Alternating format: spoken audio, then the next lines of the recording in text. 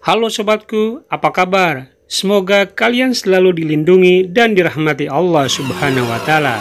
Assalamualaikum warahmatullahi wabarakatuh. Jumpa lagi bersama kami di channel kesayangan ini. Hikmah agung dilarangnya ikhtilat. Bukhari dan Muslim meriwayatkan dalam Sahihain bahwa Rasulullah bersabda, "Jangan sekali-kali berdua-duaan dengan wanita yang bukan mahram, tanpa disertai oleh mahram wanita itu." Ahmad juga meriwayatkan bahwa Rasulullah bersabda, "Hendaknya tidak berdua-duaan dengan perempuan bukan mahramnya, karena yang ketiga adalah setan."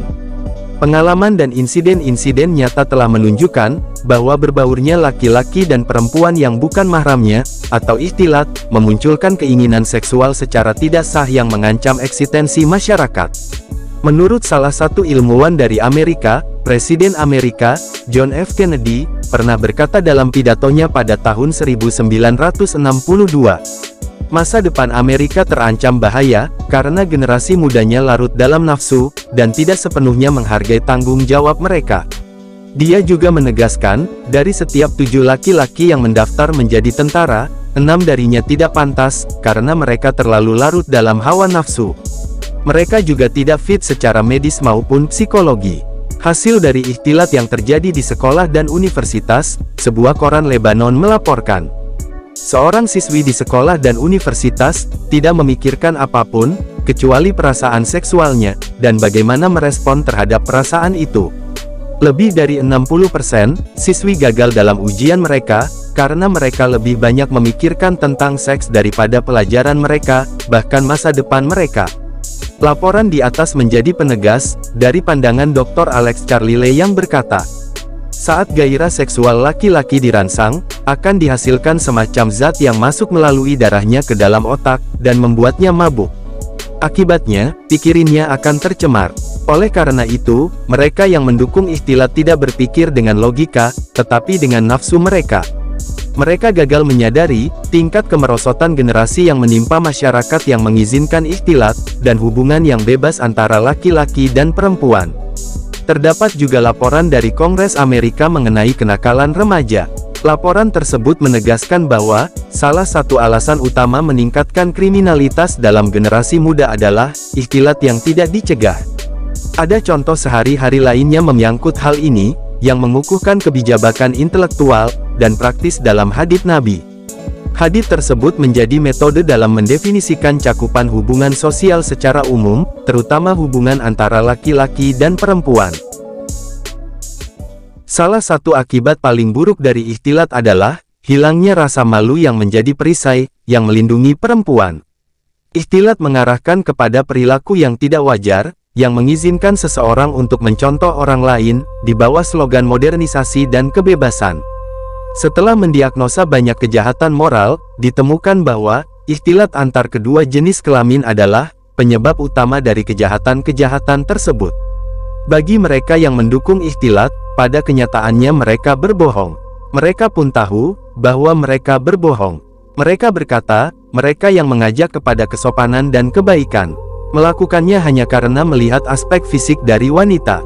Jika seorang wanita diizinkan untuk memakai apa saja yang dia inginkan, misal, pakaian minim, pandangan seperti itu akan hilang, dan hubungan antar laki-laki dan perempuan akan didasari oleh rasa saling hormat. Sehingga tidak akan ada pikiran lain di antara mereka, setelah masing-masing memiliki pengetahuan yang cukup mengenai satu sama lain. Hal ini akan menjadi normal di antara mereka. Namun, kenyataan yang tidak dapat dibantah, menjadi saksi melawan klaim palsu dan cabul tersebut. Yang terjadi dalam masyarakat, di mana seorang perempuan bebas memakai apa saja yang dia inginkan, pergi dengan siapa saja yang dia mau, dan mendaftar ke dalam militer. Dan di masyarakat, di mana ikhtilat tersebar luas menjadi saksi melawan klaim tersebut. Apakah terjadi penurunan tingkat hawa nafsu dalam masyarakat seperti itu, seperti yang diklaim oleh pendukung ikhtilat? Apakah hubungan antara laki-laki dan perempuan dalam masyarakat, seperti itu didasari oleh rasa saling hormat, seperti yang mereka katakan? Statistik menyediakan jawaban untuk pertanyaan-pertanyaan tersebut. Menurut sebuah laporan, 19 juta perempuan di Amerika Serikat adalah korban perkosaan. Italian Psychology Union melakukan survei, 70% dari laki-laki Italia mengakui bahwa mereka berselingkuh. Dan istri-istri mereka pun membalas dengan berselingkuh pula. Di Amerika, 1 juta anak lahir di luar pernikahan setiap tahun, sementara 1 juta anak lainnya diaborsi sebelum lahir. Dalam survei yang dilakukan oleh Universitas Cornell, 70% dari perempuan yang bekerja sebagai pegawai sipil telah diperkosa, sementara 56% telah mengalami kekerasan fisik yang berbahaya. Di Jerman, 3.500 wanita diperkosa setiap tahunnya. Angka tersebut menunjukkan kasus-kasus yang dilaporkan ke polisi saja. Sementara untuk kasus yang tidak dilaporkan, jumlahnya sebanyak 5 kali lipatnya, menurut Departemen Kriminal Kepolisian. Apakah angka-angka dan statistik ini tidak menunjukkan betapa salahnya klaim di atas? Atau, apakah statistik ini menunjukkan rasa saling hormat antara laki-laki dan perempuan yang diinginkan oleh para pendukung ikhtilat? Apa yang dikatakan oleh para pendukung ikhtilat mengenai skandal seks antar Menteri Industri Inggris dan sekretarisnya, yang kemudian hamil, menurut salah satu koran di sana? Sangat mengejutkan melihat koran harian Times di Inggris, melaporkan bahwa Margaret Thatcher, yang saat itu menjabat sebagai Perdana Menteri, mendorong Menteri Industri tersebut untuk tidak menikahi sekretarisnya. Ini demi menjaga pernikahan dengan istrinya, dengan harapan agar citranya tidak rusak. Laporan-laporan ini menunjukkan pengaruh yang sangat buruk dari ikhtilat, yang terjadi antara menteri tersebut dan sekretarisnya, tanpa hadirnya seorang mahram. Yang kedua, laporan ini menunjukkan kurangnya pengakuan dari akibat buruk ikhtilat. Ikhtilat secara umum akan menyebabkan konsekuensi yang buruk.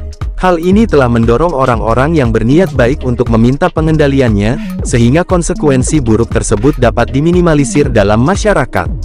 Secara tidak langsung, ini mengembalikan kita kepada ajaran Nabi Shallallahu Alaihi Wasallam, yang telah dibuat 1400 tahun yang lalu. Beberapa pendukung ikhtilat menyalahartikan beberapa teks dalam syariat, dan kejadian-kejadian dalam hidup Rasulullah untuk membenarkan seruan melenceng mereka. Salah satunya adalah, saat beberapa perempuan pergi bersama Rasulullah Shallallahu Alaihi Wasallam dalam beberapa perang. Penjelasan untuk kesalahpahaman ini, adalah beberapa perempuan itu berangkat bersama dengan saudara-saudara laki-laki mereka untuk berbagai alasan yang baik, tidak ada rasa khawatir untuk perilaku asusila dari mereka. Selain karena iman mereka yang kuat, ketakwaan mereka, pengawasan dari saudara-saudara laki-laki mereka, dan cara berpakaian mereka yang sesuai dengan ajaran Islam. Hal ini sangat berkebaikan dengan situasi kebanyakan perempuan di masa sekarang. Sebagai tambahan dari alasan-alasan di atas, partisipasi mereka merupakan kebutuhan, yang kemudian dibatalkan oleh sabda Rasul, dalam hadits yang diriwayatkan oleh Bukhari, dari Aisyah radhiyallahu anhu, yang mengatakan, "Aku meminta izin kepada Nabi untuk pergi berjihad, lalu beliau bersabda, jihad kalian wanita adalah haji." Perlu diketahui juga, bahwa seorang wanita yang meninggalkan rumah untuk bekerja, tidak diperbolehkan jika melanggar ketentuan syariat. Hal ini berbeda dengan situasi dari wanita-wanita yang ikut pergi berperang bersama Rasulullah Shallallahu Alaihi Wasallam. Karena itu, jika membandingkan antara keduanya adalah salah. Kalau begitu, apakah yang dimengerti oleh para pendahulu kita yang adil dari teks-teks tersebut? Tidak diragukan lagi, bahwa mereka memiliki pemahaman yang lebih dalam dari teks-teks syariat, dan lebih dekat dengan pelaksanaan perintah-perintah dalam kitab Allah dan sunnah Rasul. Lalu, apakah yang mereka sampaikan dalam hal ini? Apakah mereka memperpanjang cakupan dalam teks ini, seperti yang dilakukan oleh para pendukung ikhtilat saat ini?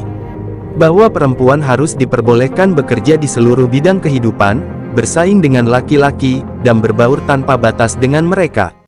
Atau, apakah pendahulu kita yang budiman mengerti, bahwa teks-teks ini berlaku untuk situasi-situasi yang sangat spesifik? Perlu dipahami, bahwa Islam sangat ingin memberikan manfaat, dan mencegah keburukan serta menutup jalan yang dapat menuju kepada keburukan. Ikhtilat di tempat kerja adalah satu sebab utama, degenerasi dalam masyarakat, dan korupsi dalam umat.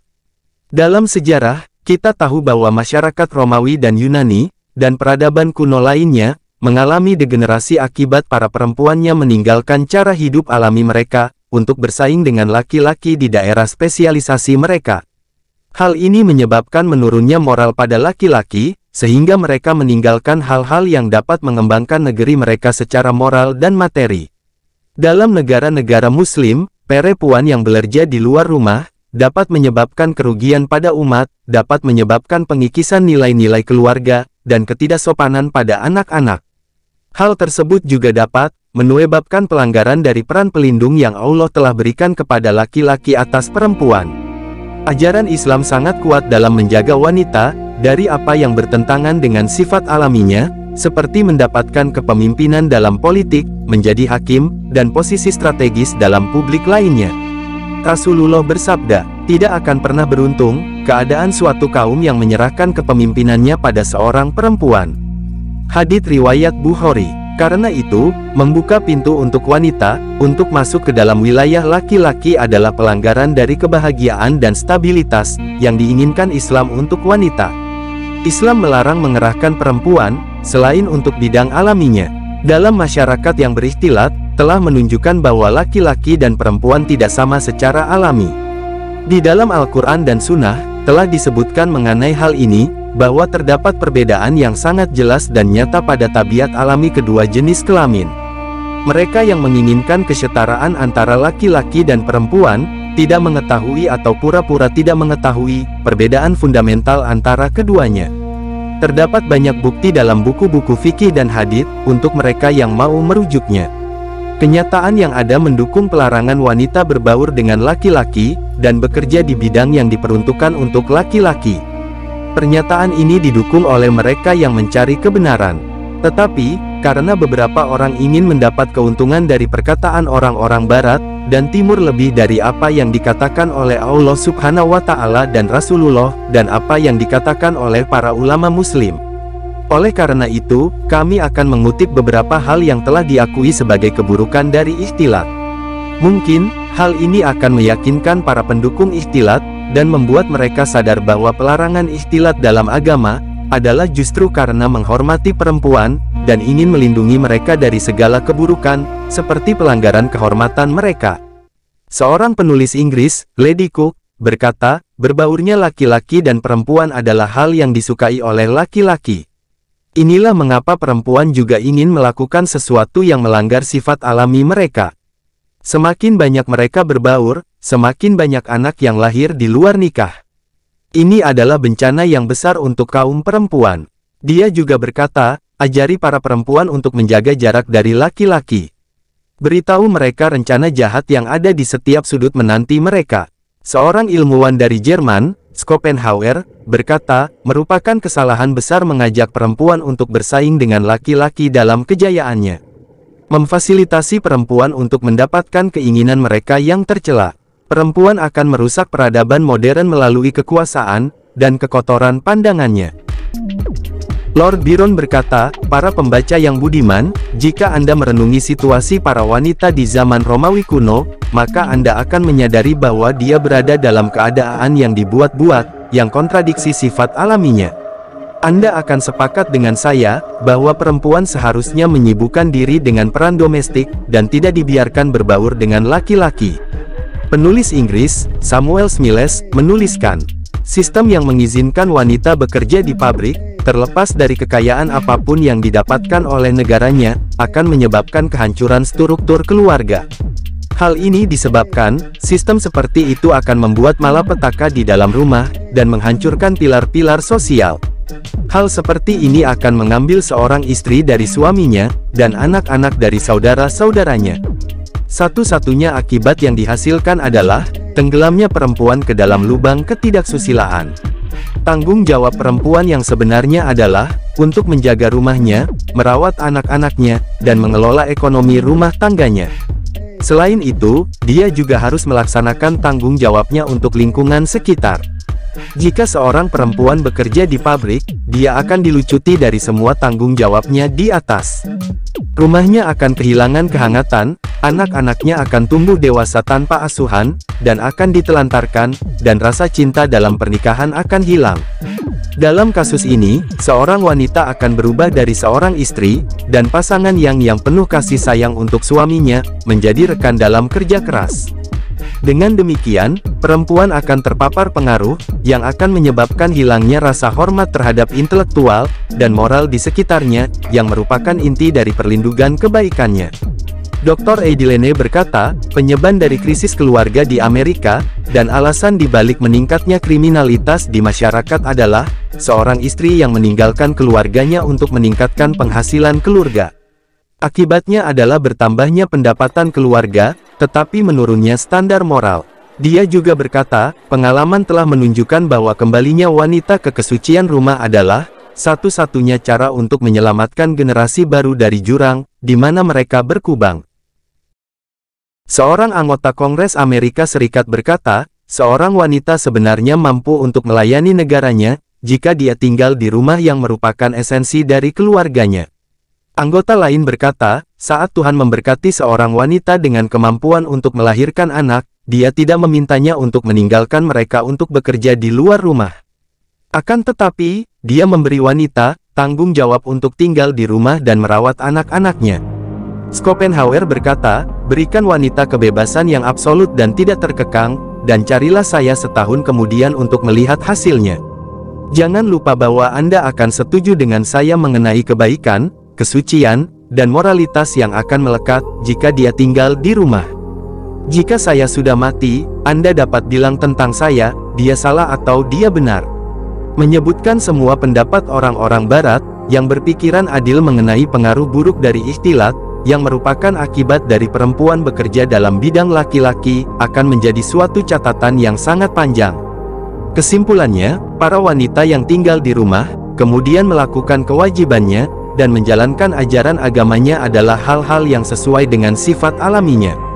Di dalamnya juga terdapat kebaikan untuknya, juga kebaikan dari masyarakat dan generasi yang tumbuh.